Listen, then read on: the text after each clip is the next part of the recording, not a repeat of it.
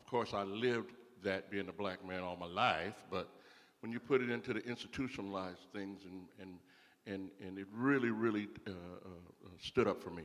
One of the things I think that society don't understand, specifically when they talk about like affirmative action, those things about how we can pull ourselves up by our bootstraps, they don't understand a lot of times that we don't even have boots, right? And so we hear the words all the time, the buzzwords, underserved community, at-risk youth. If it's underserved, then let's serve it. If folks is at risk, let's put some things in place where they won't be at risk. I mean, we know all the buzzwords, we know all the things to say. Then finally, I just want to say that the gardener that you spoke about, right, from my perspective, also as being the senior pastor of the New Assurance Baptist Church, the real gardener is God. He's the one that has the soil, and he's the one that scattered the seeds in the first place. But what happened was the gardener got hijacked by another kind of gardener. And what I mean by that is that's why we fight not against flesh and blood. And we fight against power, principalities, and spiritual wickedness in high places. And we understand that. I think that we can understand that the gardener's already there. We just need to turn back to the real gardener. Thank you. I appreciate it. All right, and I have one more question for the night, and that is, what is one step that you would take now to overcome racism in healthcare? And you're limited to the 5 words using the smartphones, but then you have a longer response. You can use the index cards on the tables, and we'll have the volunteers collect them. And to remind you again, this is anonymous. Nobody's going to see whose response it is. Thank you. So the next person, you're supposed to be answering that question. Mac Jenkins, who is the Chief Probation Officer here in San Diego. They talked about institutionalized racism. What is your response to some of the things you've heard?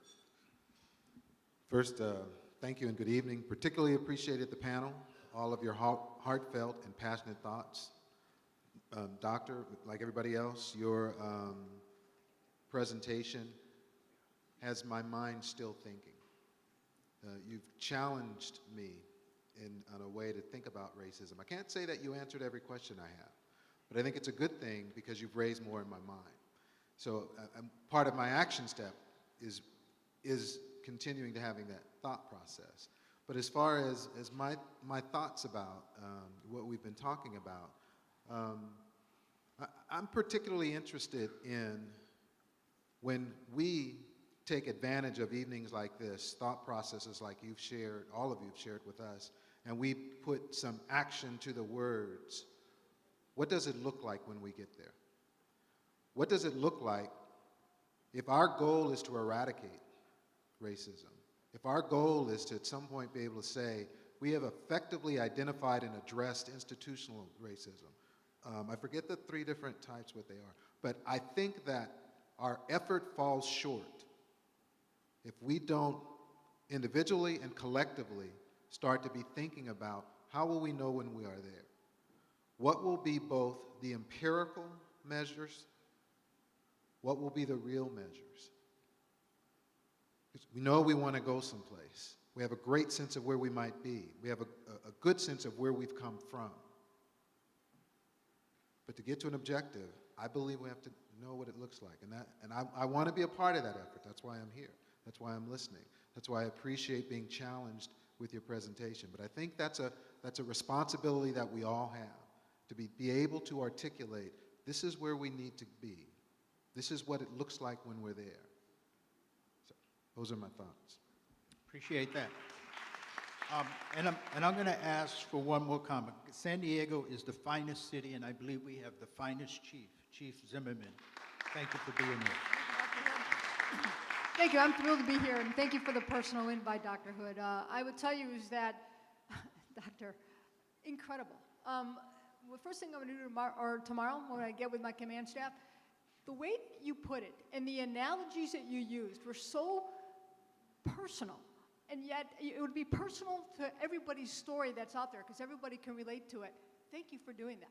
To all the panel members, thank you for your passion. Thank you for sharing your heartfelt stories, each and every one of you, and I know many of you. And thank you very much for having that important conversation, the important dialogue. I will tell you, I'm honored for the privilege to be Chief of Police of our San Diego Police Department.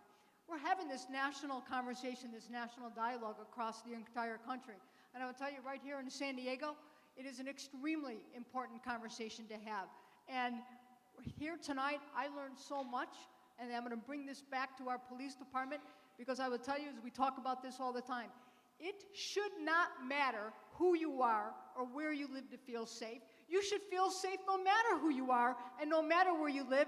And community policing cannot be a one-time town hall, a one-time class, a one-time program. It has to be in our DNA every single day. So I appreciate what I learned here tonight, and I'm taking that back. Thank you very much. Really appreciate you being here. And just one more. We have the county in the house, and I want to call on Dr. Nick Infatides to tell us what the county thinks of this. Thank you. To my family, I'm just a fig gardener in Escondido, but to Rodney, I guess I'm a closing gardener tonight. I just want to echo the attitude of gratitude. I am blessed to be here and to be here with many of my key colleagues. We had a lot of our executives and deputy directors here this evening. The whole context and the whole theme of the social determinants of equity, not just health, completely resonates with what our agency is focusing on.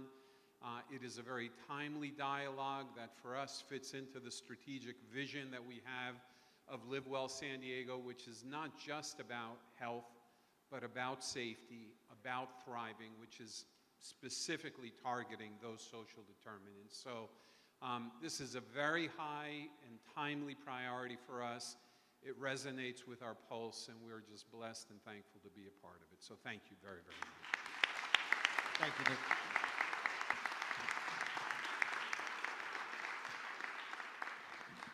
I don't know about you, but I'm tired. But I'm also intrigued. This is my last opportunity to address you as the MC, and I've got some things that I got to get off my chest. I'm tired of talk. We have researched it to a point where we don't need any more research.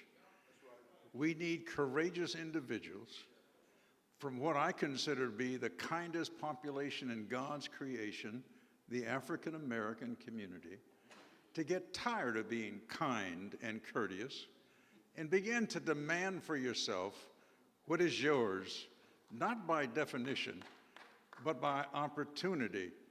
So it's also my opportunity. I'm just one of the newest members that has been accepted as on the board of the Multicultural Foundation.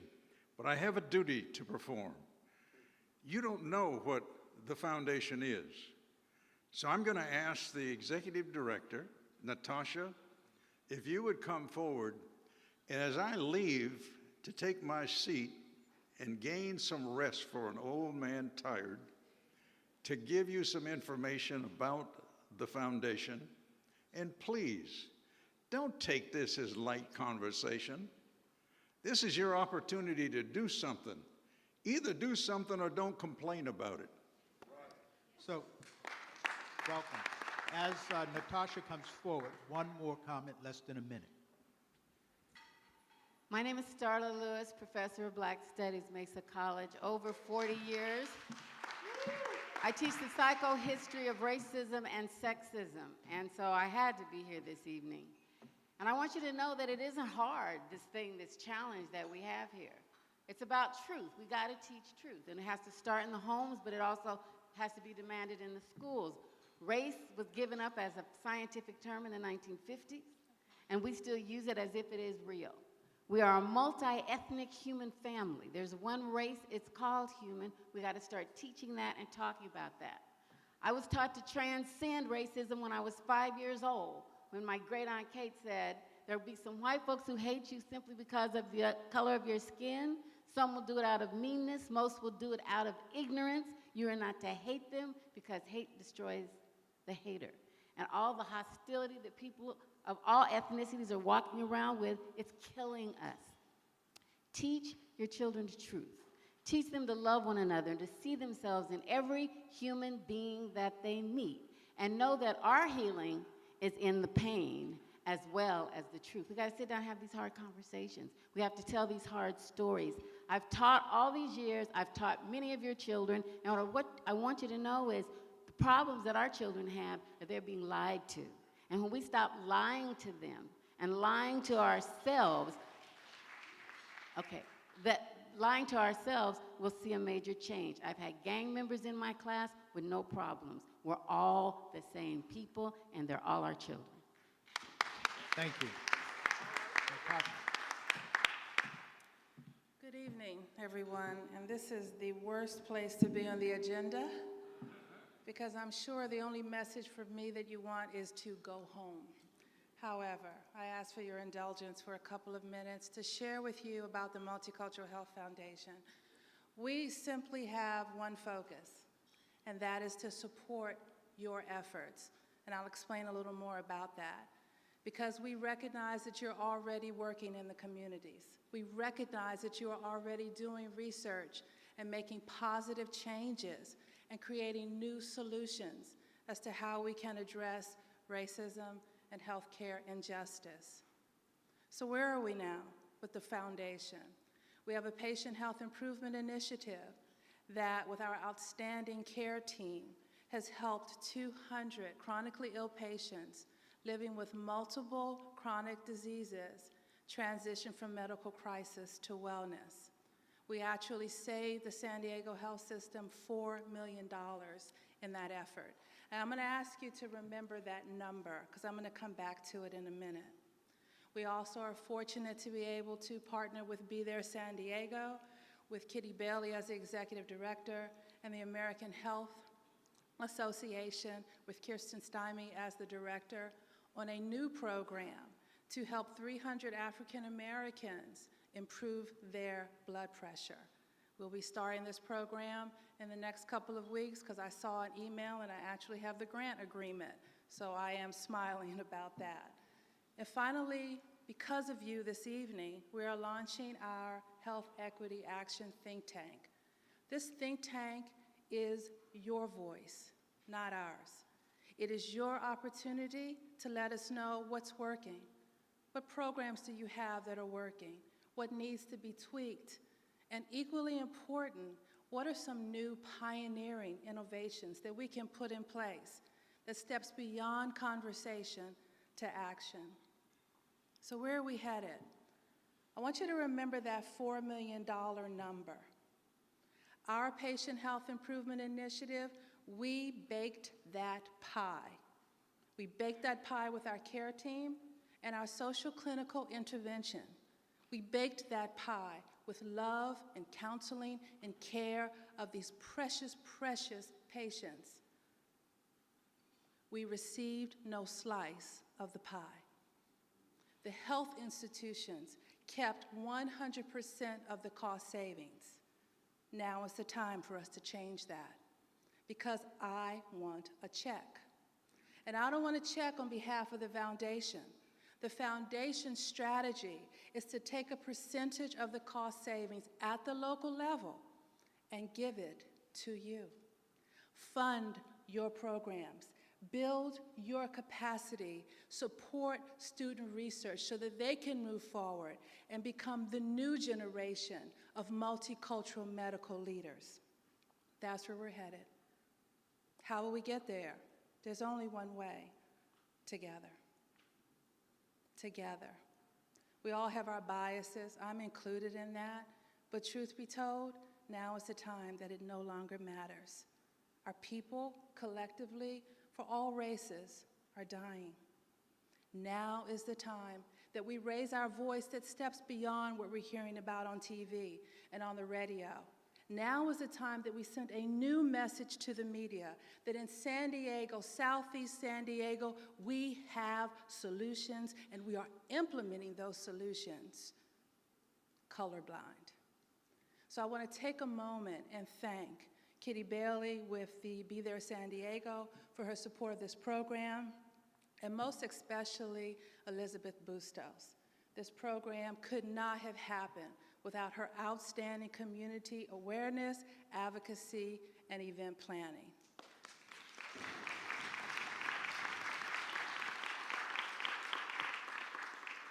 Needless to say, we thank Dr. Camara Jones and our panelists.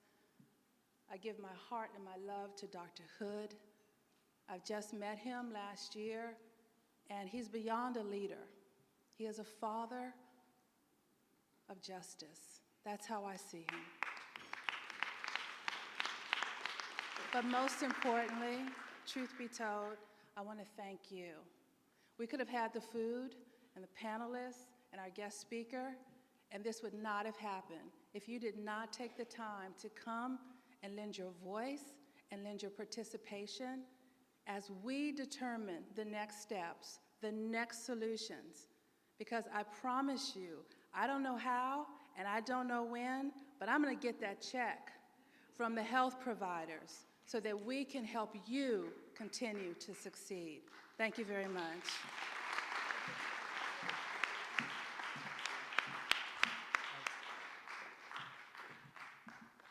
First of all, thank you, everybody.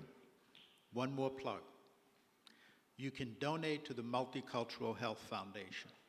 And really what we're looking for is get funding to support students like Naima and some of the other students here in the audience to continue to do the research that they're doing, and they can do it on a local basis.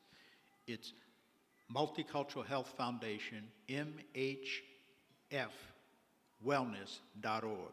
There's a place you can donate. Thank you for coming. Thank you for your patience. Thank the panelists again. Have a good evening. Thank you.